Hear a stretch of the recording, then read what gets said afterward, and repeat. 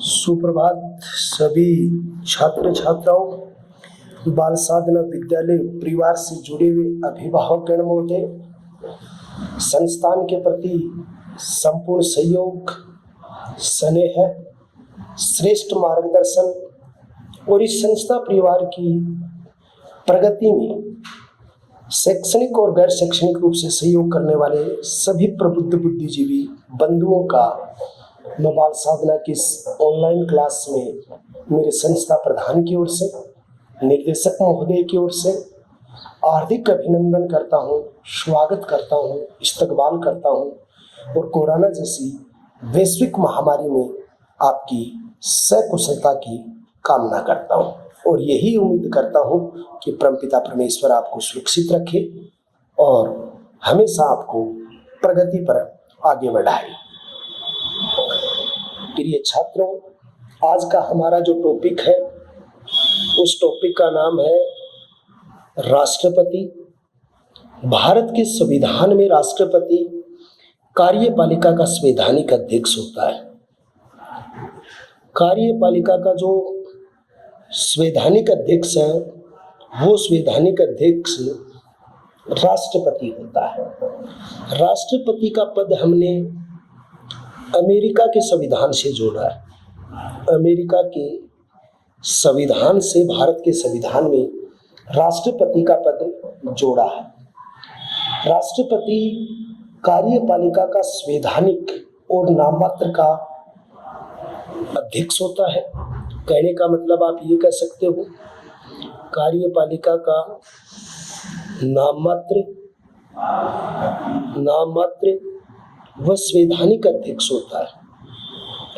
नाममात्र और संवैधानिक अध्यक्ष का मतलब ये होता है कि वो केवल उस कार्यपालिका को या उस नाममात्र रूप से उसका अध्यक्ष है, लेकिन उसकी शक्तियों का प्रयोग जो होता है वो मंत्री परिषद और प्रधानमंत्री के द्वारा सुनियोजित रूप से जो कार्य किए जाते हैं उनके द्वारा ही उसका निर्वचन होता है। इसलिए भारतीय संविधान के अंतर्गत जो नाममात्र के रूप से जो संवैधानिक अध्यक्ष है वो राष्ट्रपति है, लेकिन भारत की कार्यपालिका का वास्तविक और व्यवहारिक जो अध्यक्ष होता है वो प्रधानमंत्री होता है और उसके लिए कार्य करने वाली जो निकाय होती है वो उसकी मंत्रिमंडल होती है। दूसरी बात है कि भारतीय संविधान का जो एक आर्टिकल है और उस आर्टिकल का नाम है 52 और 52 के आर्टिकल में राष्ट्रपति का जो पद है और अनुच्छेद 53 जो है उस अनुच्छेद 53 के अंतर्गत राष्ट्रपति जो है उसकी कार्यपालिका संबंधी शक्ति है। राष्ट्रपति की कौन सी शक्ति है? कार्यपालिका जो संबंधी शक्ति है वो राष्ट्रपति की कार्यपालिका संबंधी शक्ति जो है उनके संबंधित जो विवरण है वो भारत के संविधान के अनुच्छेद 53 के अंतर्गत उसको दिया गया है। फिर भारतीय संविधान का एक अनुच्छेद है और उस अनुच्छेद का नाम है 54 के अनुच्छेद में राष्ट्रपति का निर्वाचन मंडल। किसका निर्वाचन मंडल? राष्ट्रपति का निर्वाचन मंडल। तो भारत के राष्ट्रपति के निर्वाचन मंडल में कौन कौन शामिल होते हैं? तो उसके अंतर्गत एक शब्द आएगा लोकसभा प्लस राज्यसभा प्लस राज्यों की विधानसभा, ये सभा के निर्वाचित सदस्य। इसमें मनोनीत सदस्य नहीं होंगे भाई, केवल क्या होंगे? निर्वाचित सदस्य इसके अंतर्गत भाग लेंगे भारत के राष्ट्रपति के चुनाव में। लेकिन एक बात है, जिन केंद्र शासित प्रदेशों में विधानसभा है, जिन केंद्र शासित प्रदेशों में विधानसभा है, जिन केंद्र शासित प्रदेशों के अंतर्गत विधानसभा है, उन केंद्र शासित प्रदेशों में आते हैं आपके दिल्ली, और दिल्ली के बाद में जो आता है वो आता है पांडिचेरी। तो केंद्र शासित प्रदेशों के अंतर्गत दिल्ली और दूसरा केंद्र शासित प्रदेश जो है पांडिचेरी, उसकी विधानसभा के सदस्य भी राष्ट्रपति के चुनाव में भाग लेंगे। यानी कि केंद्र शासित प्रदेशों की विधानसभा में दिल्ली और पांडिचेरी जो है उस पांडिचेरी विधानसभा के सदस्य भी उसमें क्या लेंगे? भाग लेंगे। कौन से संवैधानिक संशोधन? 17वें जो संवैधानिक संशोधन है उस 17वें संवैधानिक संशोधन के अनुसार वो उसमें क्या लेंगी? भाग लेंगी। ये उस विधानसभा उसके अंतर्गत आएंगे। गुणित्रवे संवैधानिक संशोधन में दिल्ली को राष्ट्रीय राजधानी का दर्जा दे दिया गया था। गुणित्रवे संविधान संशोधन में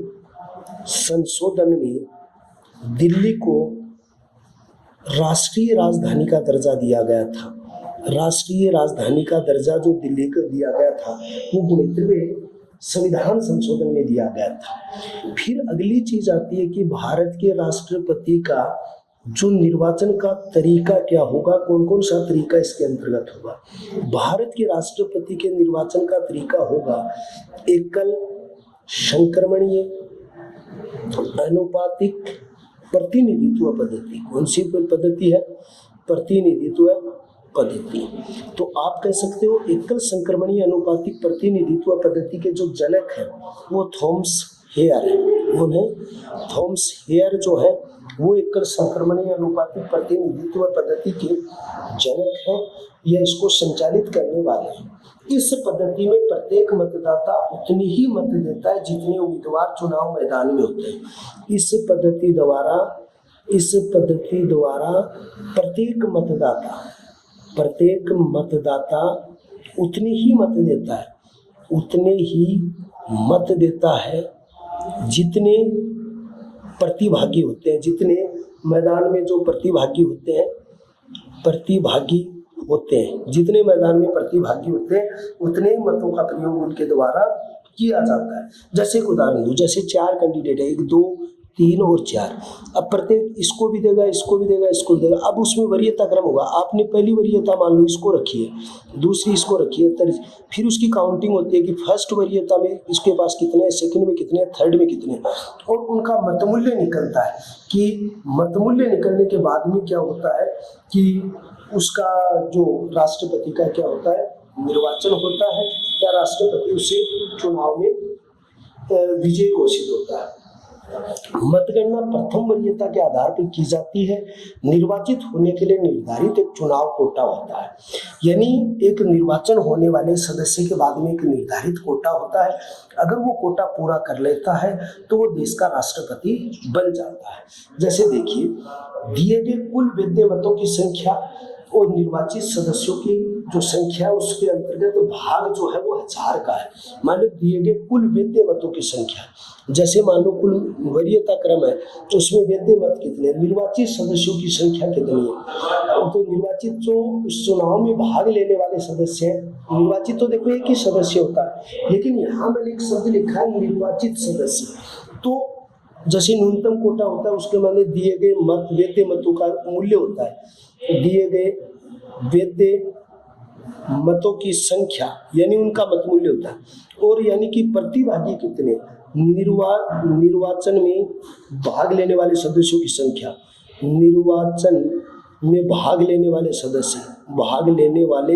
सदस्य, इसको भाग डिवाइड करना वो 1000 से करना, और इसका जो एक मत मूल्य आएगा उतना न्यूनतम कोटा जो होता है। तो यानी निर्वाचन जो है उसमें भाग लेने वाले सदस्य हैं, तो आप इसको एक बात लिखेंगे, निर्वाचन में भाग लेने वाले। तो ये शब्दावली आपको बहुत अच्छी याद रखनी है। चुनाव कोटा होगा दिए गए कुल वैध मतों की संख्या, निर्वाचन में भाग लेने वाले सदस्यों की संख्या भाग 1000 है, और उसमें जो उसके पास जो आंकड़ा होगा उस आंकड़े को आप क्या कहोगे, न्यूनतम कोटा कहोगे।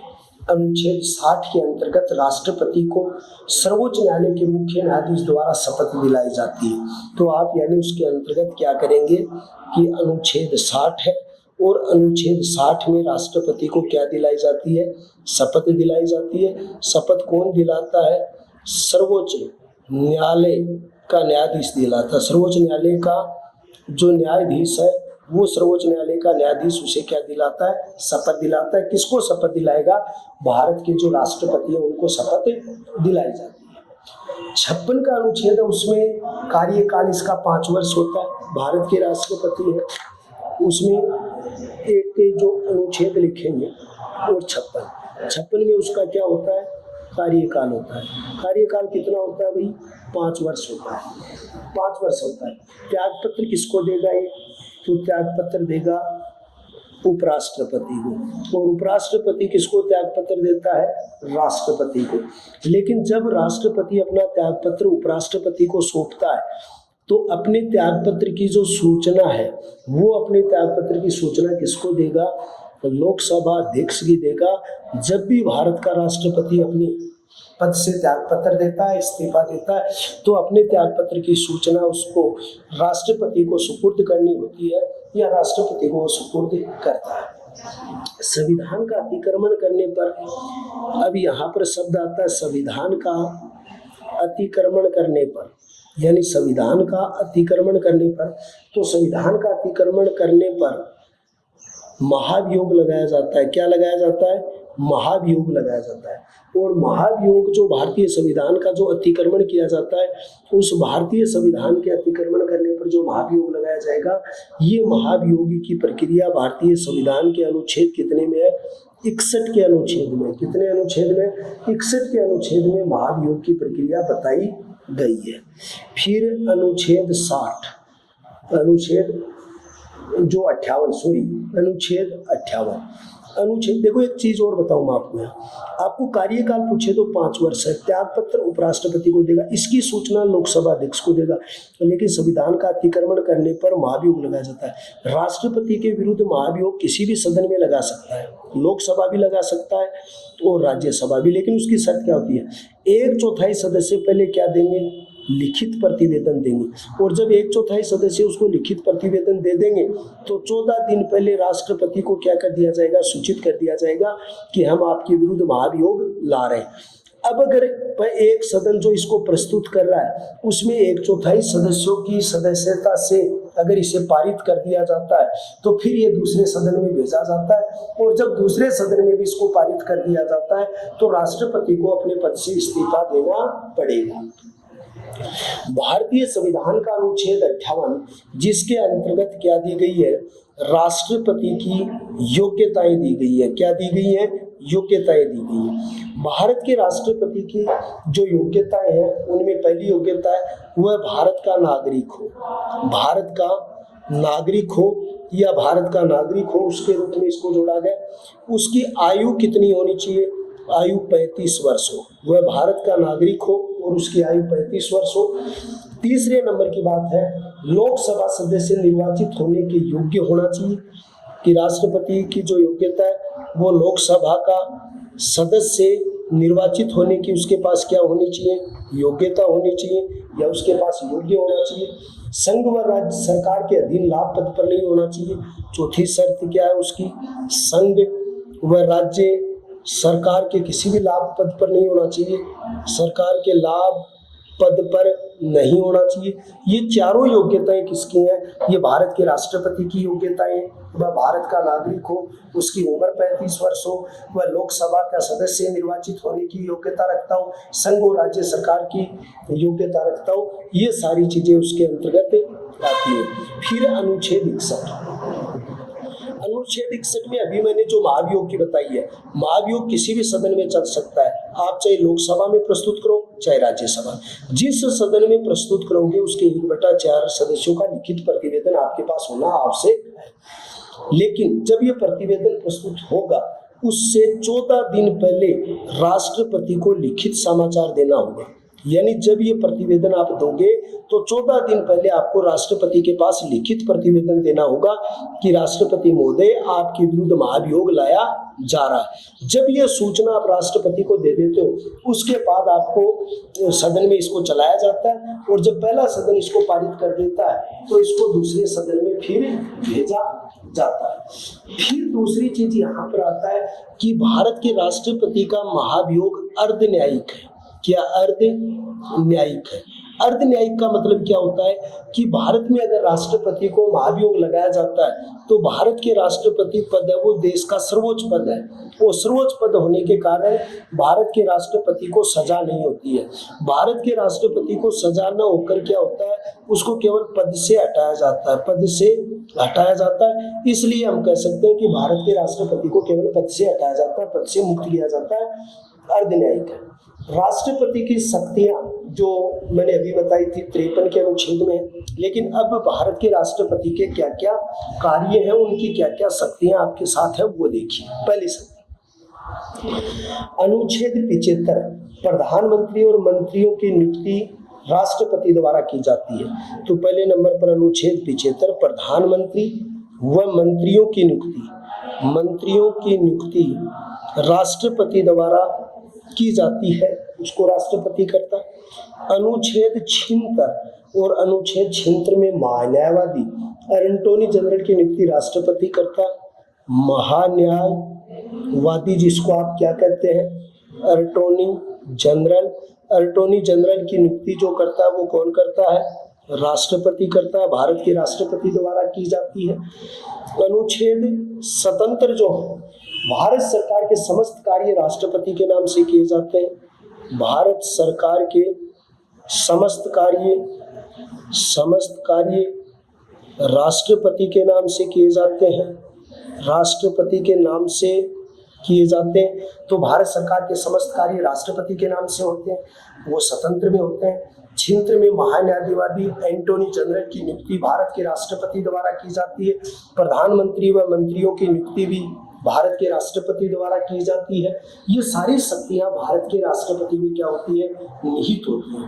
भारत का राष्ट्रपति दो कार्य करता है, एक तो क्या करता है वो लोकसभा और दूसरा राज्यसभा के अंतर्गत सदस्य मनोनीत करता है। राज्यसभा में कला साहित्य विज्ञान यानी कला साहित्य विज्ञान में 12 सदस्य मनोनीत करता है, और कला साहित्य विज्ञान में जो 12 सदस्य मनोनीत करता है वो भारतीय संविधान का भाग जो 80 भाग ए है उसके अंतर्गत करता है, अनुच्छेद 80 में करता है। और लोकसभा के 331 का जो अनुच्छेद है उसके अंतर्गत लोकसभा के 2 सदस्य मनोनीत करता है, एंग्लो इंडियन, ऐसे भारतीय जिनके माता भारतीय पिता विदेशी है या पिता विदेशी माता भारतीय है।